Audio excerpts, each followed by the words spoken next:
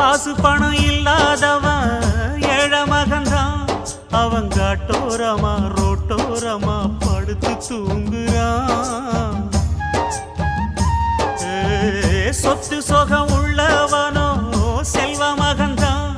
அவன் பஞ்சு மெத்த போட்டிருந்தும் முழிச்சு ஏங்குறான். எது மற்ற பேர்களுக்கு ஏது கவலை? 4 காசு வச்சிருந்தா 100 கவலை. இங்கு ஆசை வச்ச நெஞ்சுக்கெல்லாம் அமைதி இல்லையே. என்ன வேலை அது என்ன வேலை?